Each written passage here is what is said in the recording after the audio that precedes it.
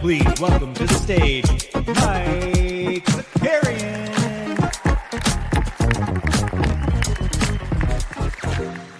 All right, what's going on, everybody? Welcome back to the NBA bit. I hope this microphone's working okay because it sounds a little funky on my end. The NBA Finals is over. It's over. It's over. Excited to get into it. We got some trades to talk about. We got some offseason spunk to get into. But before we get started, let's address the elephant in the room. That's this tank top. Guys, it's too hot. It's too hot outside. It's 95 here in New York right now. I played golf this weekend, and it's embarrassing. Look at this. Look at this golf. Well, first of all, look at the lack of definition here. But also, this is just too much golf shirt, right? This is where the golf shirt. We played 88 holes of golf in 4 days. It's too much. It's too much. More importantly, who do we have in the chit chat this morning as we get into it? We got Regulator here, Boston base. Common Man, I know you got rugged this morning. It was going to be a morning show, had to move it back. Patty Coyne in here, Matic Auto. We got Snoopaloop National Hydration Day. That's good. There we go, Common Man. We got the Peacock here, Maddie Harrison. That's right. That's right. That's right. Yeah, listen, guys, I'd wear a Thunder jersey if I had it, but let's just go. Let's just get into the week. This is what you have coming at you for business stuff, all right, this week before we get into the finals. We have a special edition of Hoop Sense today at 4:30, and it's special because it's the 89 Cavs coming over to Hoop Sense. That's right. You're going to have Justin and you're going to have Steve on the Count the Digs channel today for an episode of Hoop Sense. So make sure you tune into that at 4:30. And then later this week, I'll have some draft content. That's right. I'm going to be at the NBA draft at the Barclays Center. So that's going to be a good time. We'll have some sneak peek stuff for that. We'll have some more content on Thursday. And then I'm shooting an IRL thing on Friday. So that's what we got going on. But let's go. Listen, I know there's lots of different ways we can start this, right? We're going to start by giving the Oklahoma City Thunder some love. All right? Give it up for the Oklahoma City Thunder from wire to wire. The best team in the league. They win the title in 7 games. Shai Gilgeous-Alexander wins the regular season MVP, wins the scoring title, wins the finals MVP, did a little bit of everything. The Thunder were great, man. They were great. You know, from what to cap off that season, doing it from start to finish was really impressive. You can cut it however you would like to about what the finals looked like because of the Halliburton injury, which obviously we'll talk about a little bit more. But let's give the credit where the credit is due. That defense is some shit that I've never seen before, I don't think, in my life. I mean, maybe you throw the 04 Pistons in there. The Bulls at their height obviously could run around and defend like that. But, I mean, you saw it last night, right? There were so many times for a split second, it looked like the Pacers had a wide-open three-pointer or three-point attempt, and they just shift and move in such unison on a string, right? Just one guy shifts out. Everything that looked open was immediately not open. Chet Holmgren, who, again, on the offensive end, maybe not the most sexy finals performance, but he was so good defensively. Most blocks in a game 7 of all time with 5, I believe. He was great. So, yeah, let's just give it up. And you know what we're going to start with? J-Dub was on. J-Dub was interviewed by Mr. SVP Scott Van Pelt last night, and I thought this was just really good stuff. So let me share screen. And we'll start with this video and then go from there. And then we'll get into the game itself. We'll talk about the injury and all that fun stuff. So hold on, let me share screen. Where is it? Where is it? All right, here we go. Hopefully you can hear this okay. Let's turn my headphones up. What has been most satisfying that you gave this team along the way, that when you look back on it, when you're old and washed like me, you're like, I did that? Is there one thing that you'll take great satisfaction in from this run? Nothing's more precious than time, I think. And I think when That's so true, man. just giving the team my time and them giving me theirs, we've had team dinners after we've lost.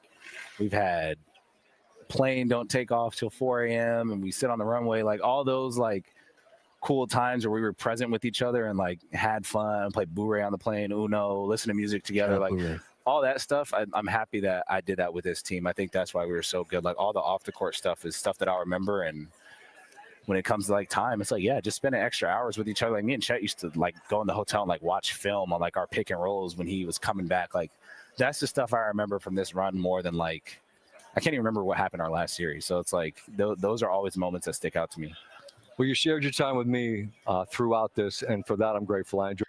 Also, just real quick, I mean, the juxtaposition between Stephen A. Smith interviewing somebody and Scott Van Pelt, just like night and day. But yeah, man, shout out to Thunder. Just really impressive defensive performance. So they win this one 103-91. Obviously, the Halliburton injury was devastating. It just sucks to see.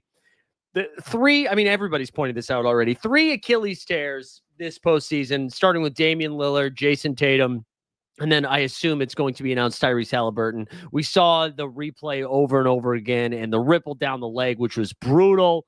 I don't even know what do you say about it. Like you give the guy credit. He gutted it out, played with the calf strain, which ultimately led to this injury. I'm not gonna. This is why we should just shut up about guys playing through injuries. We have to understand that most of these guys want to do it. They are hurt and they're trying to play through it. And sometimes it costs them, right? So Halliburton, you think about Darius Garland with the Cavs, everybody's like, oh, he does this every playoffs. He's soft. And then now he has to have surgery. He's out 4 to 5 months. Like, just shut up with the soft talk, all right? The only thing soft are your wieners, all right? Leave those guys alone. Siakam, tried to step up for the Pacers in this game, but again, the defense was just nuts here, man. He came in the second half while the game was, still tight there for a little bit. That's the other thing, man. The Pacers kept this game so close, right? After the Halliburton injury, the Pacers actually outscored the Thunder, took a lead into the halftime, but again, I think like the Pacers were able to get into the locker room at halftime, make the necessary adjustments of being like, okay, what do we need to do here with no Halliburton? And then they came out, and the Clampies came out. The Clampies were out. And outside of TJ McConnell, TJ was insane. TJ had 16 and 6. Mathurin had 24 and 13 off the bench for him. He was their high scoring. A lot of those Mathurin points came late while they were still like scrambling, trying to stay in this a lot from the line. Mathurin just gets to the line, man, 10 times. But let's give the Thunder, let's give them their flowers here. Chet finishes with 18, 8, and 5 on 5 for 8 from the line, 6 for 8 shooting. Shea, man, 29, 12, and 5. Look at this, one turnover. And I thought what was so impressive from Shea's offensive performance last night, like you see 8 for 27, nobody's seeing 8 for 27 and being like, wow, that was efficient. Nobody's doing that. But man, he was forced to bail out this offense every single time. That's the other crazy thing about OKC. OKC was terrible this entire postseason from the 3-point line. Ready? Look at the numbers just from last night. 11 for 40, 27% in game 7. I am almost positive they are either like 12th, 13th or 14th out of the 16 teams that made it in the postseason in 3-point shooting. They were also like 8th or 9th in their rebounding rate. Like, they did not shoot the ball well. They did not get to the, we like to yell free throw, Merchant, did not get to the line that much. Did not, like, their offense was terrible. Yet their defense is so freaking insane, it didn't matter. It did not matter. It's just a legendary stuff there from them. And I think what's scary about OKC, and I'm sure everybody's going to talk about this for the next couple of weeks as we get ready for the offseason, like, OKC only goes up from here, right? I mean, their oldest guy is Caruso. You have Shea just entering his prime. Chet is continuing to grow. I mean, this is like his first really healthy season, and he still missed a ton of time with that. J-Dub, who, had his warts early on, he came on strong in the second half, but J-Dub's only getting better, right? You have Dort, who's still there. Hartenstein, like, I'm sure they're going to have to work around the edges. The other nutso thing about them, Nikola Topic, who is, I believe, he was like a lottery pick last season. I forget what pick they had. Was it 5th? He didn't even play this year because he's hurt, so he's coming back next season. They still have a couple of first-round picks this year. Like, Case and Wallace again coming on strong. Like, this Thunder team is really built to be here for a while, even if they are forced to, like, do some trimming around the edges because financially it's a little bit too much expensive. It's too expensive, excuse me. I mean, good Lord, Oklahoma City is set up to be around here for a while. And it just, again, man, just an impressive run. Thought it was kind of funny. They only got 10 bench points there. But yeah, what I was saying about SGA, like, even though he only 8 for 27, got to the line 12 times, knocked down 11 of them, he was just forced to do everything offensively. There was just no movement around on the offensive end. And if they do get better, man, it's going to be so good. It's going to be so good. Man, like, Ousmane Dieng still on the bench. You got Aaron. Like, you look around the rest of the Western Conference, and I know they are in the tougher conference. If they were in the East, they'd, easily be the 1 seed. But they just only seem like they're going to get better. I don't even think they particularly, like, we talk so much about the second apron and how all these teams are forced to make difficult decisions this offseason. Oklahoma City doesn't even really need to do that. Like, they're still comfy. Like, yes, they're going to have to cut some serious paychecks with SGA's extension, Chet's extension, J-Dub's extension, but you kind of have to put to bed a bunch of takes so far right now. You have to put to bed a bunch of takes. One, the playoff experience thing, you can take that take, shove it right up your ass. You've got Sam Presti, like, congrats on the assets, right? Well, you know what he said about those assets? Shove them up your ass. That's a title. J-Dub couldn't get it done in the playoffs. Shove that up. It's a lot of shoving up the booty. J-Dub did it. I mean, this is just an impressive performance. And, like, we like to go around and just we like to say that we hate the sport. We dismiss every single title that comes out there, because that's what the internet does these days. They took down the Memphis Grizzlies in the first round. You're going to be like, oh, well, congrats on beating that Memphis team. Listen, you're the 1 seed. Because you're the 1 seed, you get to play the 8 seed. Dems be the rules. In the second round, they take out Nikola Jokic, the best player on the planet, knock him out. In the third round, no, see, this is Common Man. You can't even be mad about it. You can't. You can say whatever you want, Common Man. You can't even hate on the Thunder now. They have won the title. So all of those takes that you have loaded up about them being soft, you can't do it anymore. You can't. They won the chip. And will be favorites to come back. Oh, you're asking. Okay, you're asking. I thought you were just yelling. I thought you were yelling because I know you hate them. I know you hate them Thunders. Chet, I mean, offensively still has so much room to grow. Like, he's not a finished product offensively, but defensively, he's like the best, maybe outside of Wembanyama, maybe one of the best rim protecting bigs in the league right now. So just great stuff, man. Great stuff for OKC. Congrats to J-Mag, Jared Magnuson, Goldblore. Who are the other Thunderheads down there? I hope you enjoy the parade, which I think is tomorrow. Just a good. I mean, again, wire to wire, start to finish. Let's talk Pacers for a second, man. Like, awesome run from Indiana. That was fun. They were fun to root for. I'll say it. I was pulling for the Pacers last night. I wanted to see it. It really was such a kick to the dick when Halliburton went down. Yeah, I mean, you knew it right away, and I thought it was good sportsmanship by Shea. SGA went over there, gave him a little head tap. I mean, you just hate to see that for Halliburton, who, again, just had this like historic playoff run of clutch shot after clutch shot. And like, yeah, he was super hot and cold. Shout out Katy Perry, right? Where like one game he looked like he was the best guard on the floor, no matter the series. Then the next game he'd kind of disappear. Then he'd come back and do it again. I mean, that game 6 performance, the fact that he gave them anything with the calf strain was really impressive. And it sucks. I mean, he's going to miss the next season, right? There's no way the Pacers are going to be ready to go. And not to like so quickly transition from Indiana to the rest of the Eastern Conference, but we did that show after the Desmond Bane trade, right? I mean, were the Orlando Magic like seeing through the matrix? Because now you look at the Eastern Conference, and I think NBA Central actually tweeted something out about this. Let me see if I can pull it up about the Eastern Conference odds. And I do think it really changes the like complexion of the Eastern Conference here, because like you see the Cavs are going to be probably overwhelming favorites. Here we go. I can pull this up right now. Also, if you're just tuning in, your first time here, subscribe to the channel, do all those things. So here you go. Ready? Let's blow this up a little bit. The Cavs are plus 250, followed by the Knicks plus 275. The Celtics, who are without Jason Tatum, you know they're going to be cutting some salary. They are somehow third here. I feel like you guys still can't see that well. Let me blow it up a little bit more. They're plus 600. The Magic, there are plus 600. I don't understand how the Magic are considered I don't know how the Magic aren't ahead of Boston. They should be. Pacers dropped to plus 1,100. This is the type of Joel Embiid disrespect that I'm here for, is that the Pacers, without Tyrese Halliburton, are still have better odds to come out of the East than the 76ers. Pistons behind them, Bucks behind them, and then it's all the dog shit teams of Miami, Atlanta, Raptors, Nets, Bulls, Hornets, Wiz. Just like the East is just such a mess now, man. Yeah, the Knicks still don't have a coach, which I know the Jason Kidd rumors are swirling around again. Also, we got K Forge in the chat. There we go. I know. I was thinking about that too. I was thinking as you're getting older, those Achilles get scary.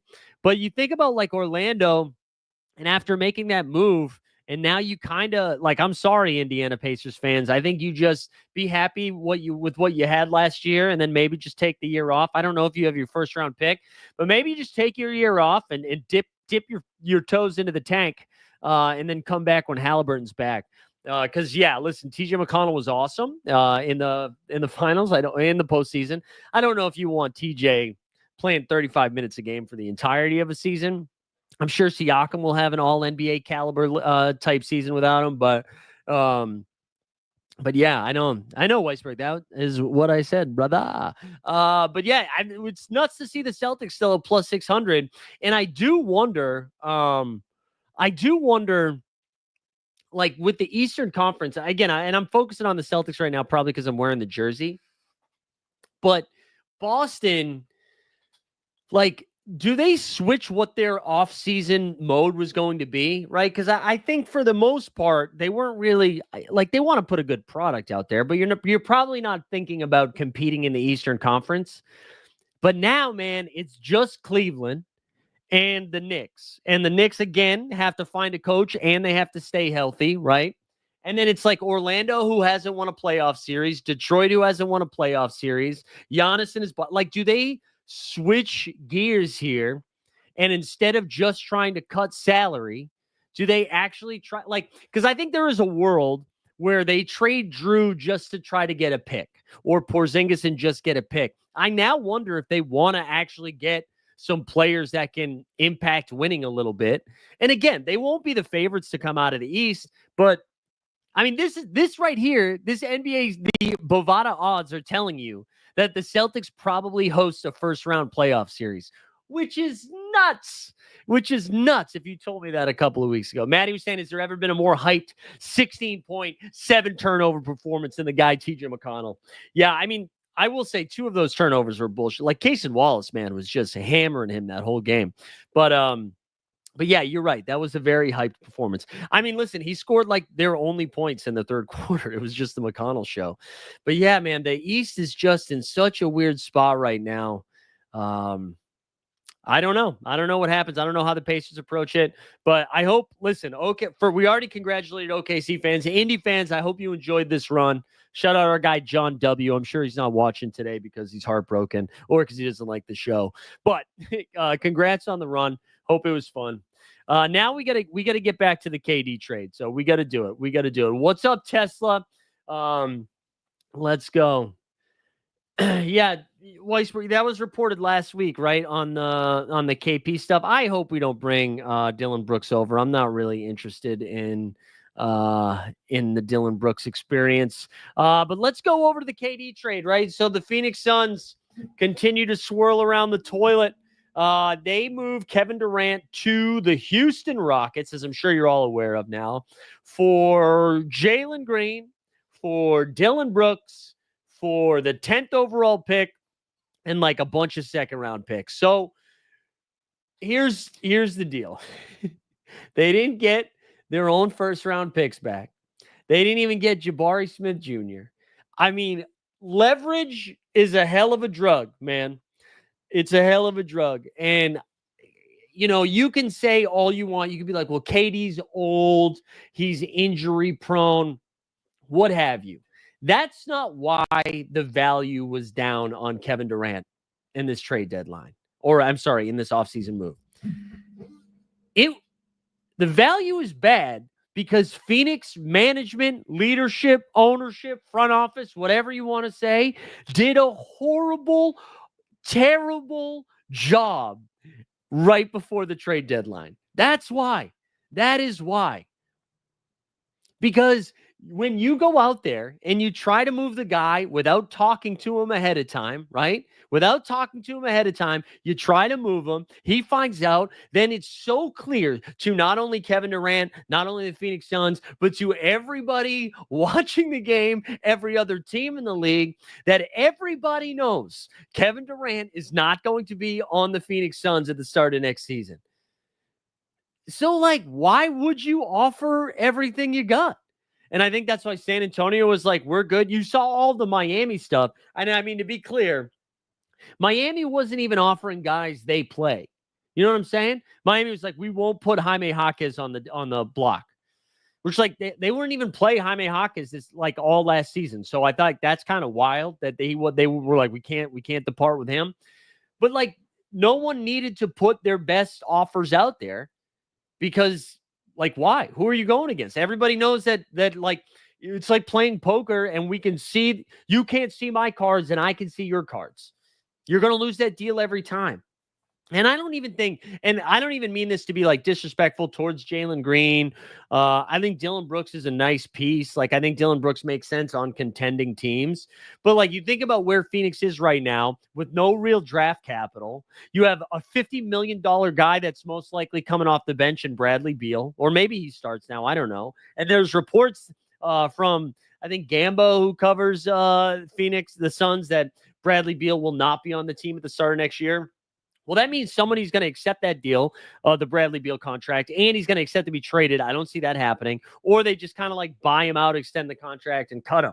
I don't know. So anyways, you get Jalen Green back, and like Jalen Green kind of makes sense on this team if Devin Booker's not there. You know what I mean? Like, if you owned your draft picks and if you owned your draft picks and you didn't have Devin Booker, you're like, yeah, let's go lose and see what we have in Jalen Green. But instead, you're going to be starting Green. You're going to be starting Booker. Phoenix, man, I don't know what they do. And for anybody that's like, wow, James Jones is a bad GM, good thing he got fired. This is just a big reminder that it's not James. It's never the GM usually. It's almost always ownership. Maddie said with the extension it will take to make KD happy. How many assets do you want to give up for a 37-year-old at 3 years, $170 million? Yeah, I mean, so here's the thing, man. Yeah, I like kind of agree with that. I'm just saying, for Houston to only give up that, considering all of the assets Houston has, right? Like, if they gave up Jabari Smith Jr., I don't think like, yes, you'd be giving up on a young prospect who has played for you. It's not like he's been bad. He hasn't maybe hit the ceiling that we would wanted to see, but he hasn't been bad. If you gave him up, you still would have been like, okay, that's okay. We can do that. But instead, you don't even give up that. So you gave up a player that you were pretty much had already given up on based on what we saw Jalen Green do in the postseason. And then Dylan Brooks, who again makes sense. But you want Dylan Brooks playing like 25 minutes, right? And now you add Kevin Durant, which helps the one thing that they needed. They needed some like off the dribble, can go get a bucket, especially in crunch time in those last 5 minutes. Because when you think about those closing games, the closing like quarters in the first round of the playoffs between the Rockets and the Warriors, you're like, all right, Fred, man, I hope Fred VanVleet's 3-point shots on because that's all we got. That's the only shot creation guy we have. Or you get it down to Sengun, but he's not creating his own shot, right? So now you had Kevin Durant, and you think about their starting five, right? You're going to have Goon, you got KD, then you got Jabari Smith Jr., Amin Thompson, and Fred VanVleet. Assuming Fred VanVleet, they're probably not going to pick up the team option and I assume they renegotiate that deal, right? That's your starting five. That still gives you Tyree Eason off the bench. You have a backup big in Steven Adams. They didn't even get rid of Cam Whitmore or Reed Shepherd. And so if either of remember Reed Shepherd, the number 2 overall pick of last season's draft, right? So even if you get just anything from those guys, I don't know. I just think Houston, man, that is just such a big W. Such a big W for Houston without like really risking too much. And as some other people have pointed out, I think Simmons did, I think Skeets did too, on No Dunks yesterday during the emergency pod. They still have fucking assets to go make another move if they wanted to. Like Houston might not even be done. So I don't know, man. It's going to be, I think that was just a great move with Houston. I really do. And you look at the rest of the Western Conference, like what other teams have the opportunity to get better like that? You know, like what other teams, right? Like OKC, we already talked about them. OKC, they're in a planet of their own, a tier of their own. OKC's by themselves. They're all the way there, right? But then after that, Houston was the 2 seed already, but like I think we treated the Houston 2 seed like we did the Memphis 2 seed a couple years ago. It's like whatever. But then it's Houston, it's Denver. Russ has already opted out. Sounds like they're trying to bring him back, but who knows?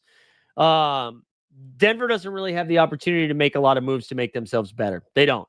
Unless they're trading Michael Porter Jr., but you're not getting anything real back from that. The Clippers, maybe they make some moves around the edges. Memphis, we already know, is taking a step back based on those moves. The Lakers, it's like, what do we get?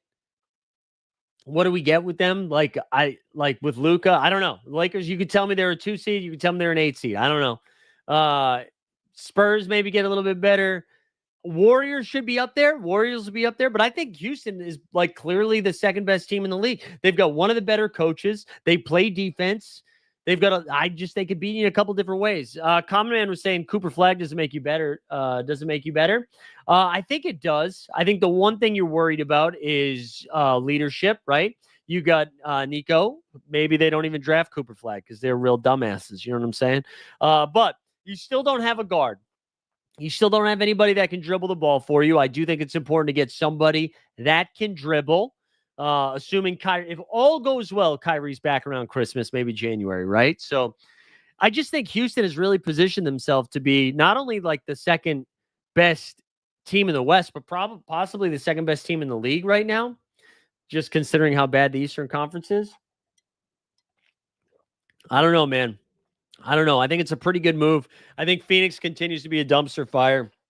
Just spicy, man. Spicy stuff. All right, let's take a mental health check. Let's take a mental health break so we can check in with our people, and then we'll be right back.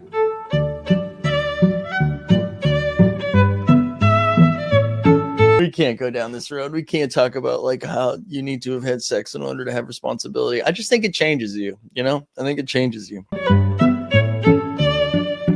There we go. It felt good. I can tell I'm like losing my voice already, and this is what happens when you don't do a show for a while and then do a show.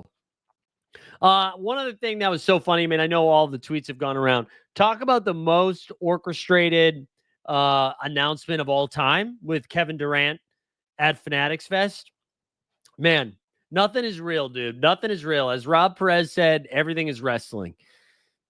Everything is wrestling. They got, what is it, part ownership or whatever it is in Fanatics, or they're invested, whatever. It's a joke. And I'm not even mad at it. But anybody that saw that, it's like when our guy G Dunn puts together some social campaign for Marvel, and it's like, what's his name? The Hulk. What's that actor's name? Why am I Mark Ruffalo? It's like when Ruffalo like almost spoils something, and that is like the most orchestrated thing ever. Same thing. That's the same thing. The same thing. Also, our guys, NBA Top Shot, Mr. Bottom Shooty. Top Shot was at Fanatics Fest. There we go. Justin Catchins, BT Dubs from the 89 Cavs. He was also there working. So it's good stuff all around. But yeah, anyways, most orchestrated thing ever. So I guess like now we got to focus on what are the other dominoes to drop. Like, do we think going back to what we saw Orlando do, and now seeing Orlando make that trade, now seeing the Pacers getting hurt, or Halliburton getting hurt, and the Pacers now taking a step back, most likely. Do you think there's another team in the East that splashes around a little bit? Like, does Atlanta look around and be like, hey, listen, we got Trae Young. You know, we got Risa Shea as a second-year guy. Jalen Johnson coming back from injury. He was like a borderline all-star. Do we think Atlanta decides they want to like splash around and make a move and try to get a little bit better? And I don't mean, and the Pistons is another one. Like, does Detroit spend a little bit more than they were initially planning? And I don't mean that a team like that is going to do it assuming they can win the title. But if you are in Atlanta, a Chicago, literally even like Charlotte, Toronto, whatever, like you could just be relevant again for a year, right? Like actually make the postseason, play playoff games for the first time in a while, just by adding a piece or two, assuming some of these high-end guys step back a little bit. And speaking of the Pacers, I don't know if Tesla's still in the chat, but there was a Spicy P comment here. There was a Spicy P Mark. Let's see what that comment was again here, as I saw J7 just responded to it. I'll pull up the tweet. It was from Faisal Kamisa, which I probably pronounced incorrectly, so I apologize. Let's go look at it here. Is it this one? I think it's this tweet right here. Pascal Siakam, this is a quote, couple years ago, basketball was kind of dark for me and it wasn't just fun at all. Being traded here, I found my joy for the game. Shout out Jimmy Butler. I lost that for a while. I didn't think it was possible after the situation I was in. Damn. What an indictment on Toronto, huh? You didn't get Kevin Durant. You didn't get Giannis Antetokounmpo. You did get Brandon Ingram, though. Yeah, Stan, I do think the Kings are probably a team that's about to do something like that, move off of DeRozan. He does sound like one of the names being thrown around. I do think Utah could be involved in some stuff. Obviously, the Celtics are going to be interested in moving. They have to. The Celtics have to move something. And I do think there's also rumors of the Celtics trying to trade either pick 28 and Sam Hauser, pick 32 and Sam Hauser, or like 28 and 32, moving both of those or two assets to move up into the draft. I know they were interested in the Georgetown guy, Sorber, maybe even the Creighton guy, Crackbrenner, the other center out of Stanford. Like, I do think we're going to see them potentially move. OKC, again, another team with a ton of picks. They are in the talks of moving up as well. Stan says Vooch to the Magic for Wendell Carter Jr., who says no. I mean, Orlando really is a big away from being a real problem. I think right now that is their Achilles heel. Too soon to say Achilles too soon. But right now they're relying on guys like Wendell Carter Jr., Goga Batazzi, and Jonathan Isaac. We've got the Heat hearing some rumors saying Miami Heat made Nikola Jovic and Kel'el Ware untouchable in trade talks and only offered one first-round pick. So it sounds like Miami believes in Kel'el Ware as much as I do, which I like. Let me see if there were any other like big things that I was missing. Storyline wise, I feel like there wasn't too much that went down over the weekend when I was gone. Again, what did I end up doing? I did a show. Oh, I did a Celtics Daily show. So we haven't done a show since last week, huh? Since Sunday, since the Bain trade. Yeah, good to be back. Apologies for being I was only supposed to be gone. When I was only supposed to be gone Wednesday to Sunday, but we ended up having to leave Monday morning due to some family stuff. So apologies for being gone as long. Tesla says, yeah, as a Boston fan, you should know how much Pascal struggled in the bubble. Only reason you won. Yeah. Hey, listen, man, whatever excuses you need to make, dude. He said he found joy. He said he found joy in Indianapolis over Toronto. Just let that sink in. Yeah. Clint Capella. I mean, that's kind of nuts, though. That's kind of nuts. Capella being a exciting name is a tough scene, right? That is a tough scene. Yeah, I don't know. I'm kind of excited to see. Yeah, we got to talk about the Lakers. That was the other story we missed. Lakers selling for $10 billion. Celtics and Lakers both selling in the same like calendar year is nuts. That is nuts.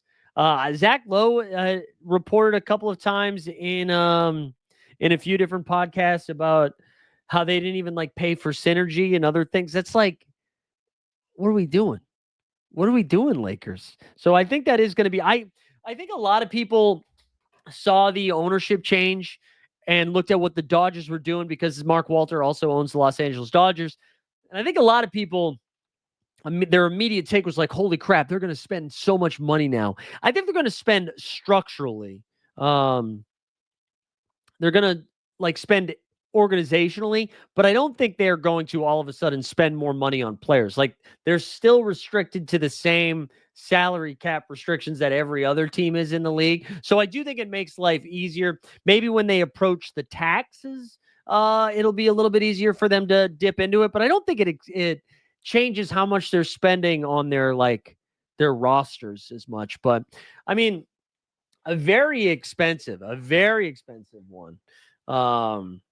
Do the Lakers Godfather offer for Sam Presti? No, I don't know. I did see a lot of people saying that this was the end of the road for Mr. Pelinka. I think it was Harrison Fagan on Twitter, who's going to be on the show, I think, next week. Referred to him as, or hopefully next week, as Rob Pelinkton. Very good. Very good. Very good. Can NBA players have deferred salaries? I don't think so. I don't think they can go full Ohtani. I don't think so. I don't know, though. I don't know the logistics of that, but I feel like we would have already heard. Like LeBron would have done that by now. What else? Did I miss anything else for you guys? I said this at the top of the show. Just a reminder. 89 Cavs Hoop Sense crossover today. Justin and Steve, we're going to do an 89 Cavs episode on the Hoop Sense channel today, or Hoop Sense podcast, but also on the Count the Dings YouTube channel. So it's going to be at 4:30 Eastern today, which will be a lot of fun. Yeah, there we go, baby. Shout out J-Mag.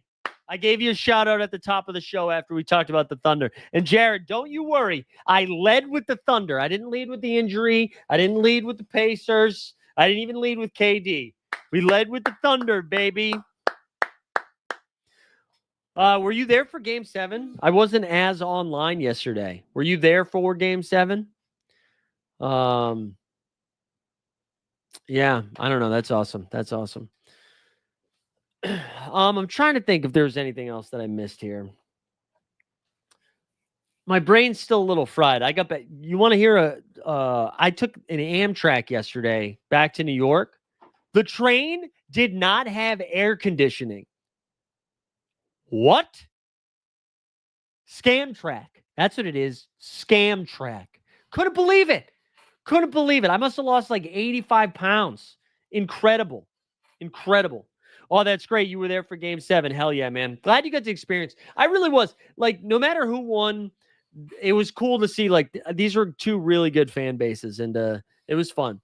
And you know what? I feel like everybody dug deep yesterday and didn't tweet about ESPN. I thought that was good. Proud of the work everybody did. Proud of the work everybody did. People weren't doing it. Train was 3 hours long. No windows weren't open. Windows weren't open.